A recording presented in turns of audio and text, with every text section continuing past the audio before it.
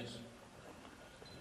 Muy buenas tardes, señoras y señores, familia de Emiliano Zapata y don Rodolfo González, moderador. En este 95 aniversario de la muerte de Emiliano Zapata Salazar, me invitó a decir unas palabras preferentemente sobre el zapatismo a futuro, a lo que accedí con mucho gusto. Pero al pasar el tiempo y revisar, como decía mi maestro Muñoz Cota, el tema se hacía cada vez más difícil. Fue para mí una tarea que, de haberla pensado un poco, mejor hubiera dicho que no lo aceptaba. Como podemos hablar de algo que es difícil y que es en el tiempo y la hegemonía trata a como dé lugar de acabar con el mismo tema. Es algo bastante difícil. Es como tratar de salvar algo e impulsarlo al futuro para que nuestras próximas generaciones no solo sepan de quién se trata, sino que conozcan también la obra y después de este conocimiento traten de imitarlo o de seguir su ejemplo para así acabar con las injusticias y el azote del pueblo. Que conozcan y respeten y valoran el ejemplo de todos estos hombres que, sin medir las consecuencias, dieron su vida para hacer de este gran país algo más justo y equitativo, que por cierto no ha llegado ese momento. Después de analizar cuidadosamente, me di cuenta que lo único que podía hacer era el tratar de darles una pequeña reflexión sobre el tema, y que hasta este momento reconocí que la sugerencia de la doctora Zapata fue muy buena, pero que rebasa totalmente mis esfuerzos para poder hacer algo digno sobre Emiliano Zapata. Es pues que, al comentarles mi opinión y tratar de que reflexionen al respecto, espero que esto de haber contribuido con mi granito de arena en este gran homenaje. La figura de Zapata, como muchos irrespetuosamente le decimos, es algo que día a día se engrandece a medida, claro, que aumentan las injusticias en el campo y contra el pueblo.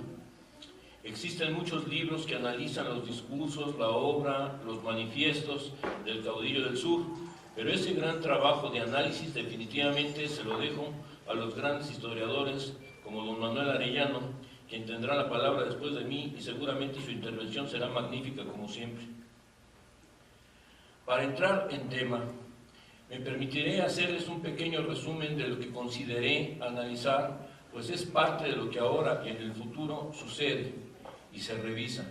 Ya no es ni puede ser solo historia, sino que con la globalización es de las partes más importantes en el acontecer, y eso es ni más ni menos que la economía, esa parte del todo que es tan importante y que no se puede separar de la historia. Ahora bien, existen varias corrientes o teorías económicas que caracterizan los tres principales sistemas o modelos económicos que están presentes en la actualidad. Los modelos liberal y mixto, dentro de la capitalista, y el modelo de economía planificada o economía socialista. El capitalismo es el actual modo de producción hegemónico, aunque todavía sobreviven otros modelos de producción anteriores en algunos territorios.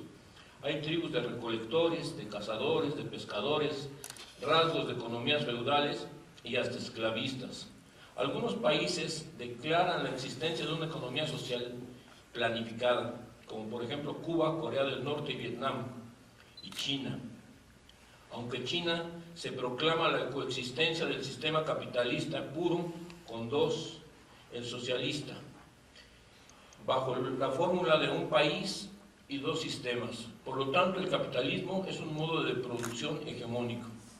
Con esto queremos decir que bajo este sistema no solo vivimos la mayoría de la humanidad, sino que el capitalismo condiciona y dirige la economía mundial, y en torno a él giran economías que están y dicen estar fuera de este modelo.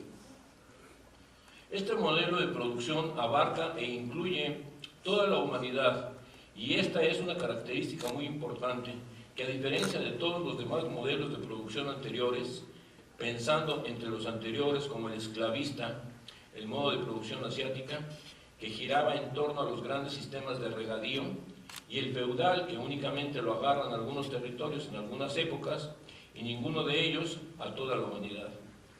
Solo el más primitivo, la sociedad colectivista, recolectora, cazadora y pescadora, abarcó a toda la humanidad, aunque no fue un modo de producción global o una economía mundo, como lo han llamado algunos historiadores, ya que esas tribus no formaban un sistema interrelacionado a diferencia del capitalismo, que desde su nacimiento ha tenido la tendencia a extenderse por todo el mundo y a formar en su etapa actual la consabida globalización, un sistema interrelacionado e interdependiente.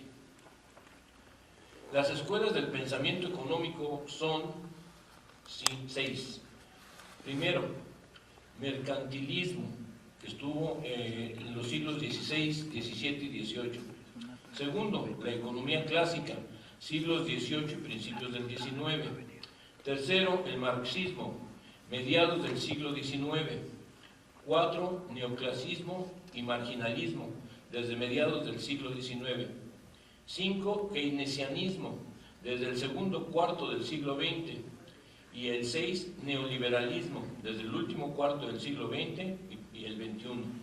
Sin hacer análisis a fondo de cada uno de ellos, llegaremos a los 3 últimos, o sea, los que de alguna manera estaban en el momento histórico de la Reforma y de la Revolución, épocas económicas que no nos tocaron en los grandes movimientos que se tuvieron en el país. Al analizar estos sucesos, nos percatamos de que las grandes potencias dominaban en gran parte al mundo, en donde las escuelas del pensamiento económico trataban de imponerse, y todo esto que pasa es muy significativo. El país se encontraba endeudado y quebrado, más o menos como ahora. Pero sucedió algo muy curioso desde un punto de vista económico en México. Cada revolucionario sacaba y emitía su moneda, y esto permitió que en ese momento las paridades con las que se regía el mundo se perdían, y desde el punto de vista económico México era estable siempre y cuando se utilizara determinada moneda, que era el peso oro. ¿Qué pasa con esto? Bueno, el sistema económico mundial trata de utilizar los medios para llegar al neoliberalismo. ¿Malo o bueno? Todavía no se sabe. México no queda exento, y ahí es donde las exigencias del grupo de los 8, que son los 8 países más ricos, son los que tienen al resto del mundo en sus manos. Les ponen a los países como México una serie de exigencias vía Fondo Monetario Internacional, Banco Interamericano de Desarrollo o Banco Mundial, que es el caso de México, tenemos a los 3, y estos hacen para que sigan con el desarrollo y los lineamientos de ellos. Aquí es donde quería yo llegar para que reflexionemos. Las nuevas generaciones consideran que ya vivimos en el contexto mundial. Esto es dado que con las nuevas tecnologías, en segundos estamos conectados con países del otro lado del mundo.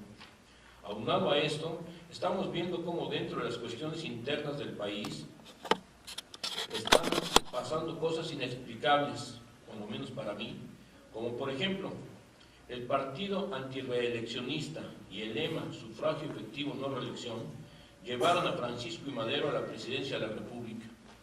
Y ahora, en esta H Cámara de Diputados, hace algunos días, se votó una iniciativa favorable a que vuelva a existir la reelección. Así como se han votado una cantidad de leyes que van en contra de las tradiciones y del pueblo en general, pero a esto le llamamos un paso a la modernidad. En teoría son estas ideas manejadas para no quedarse a la saga de la relación con la economía mundial. La pregunta lógica es, ¿qué pasa con los campesinos y con los obreros? Habrá que explicarles sobre la globalización para que entiendan perfectamente por qué sus conquistas y salarios se están perdiendo. La figura y las ideas de Emiliano Zapata pasaron de moda. No son actuales ya. Claro que sí son actuales. Todas estas ideas y obras, y cada vez con más fuerza, son más activas.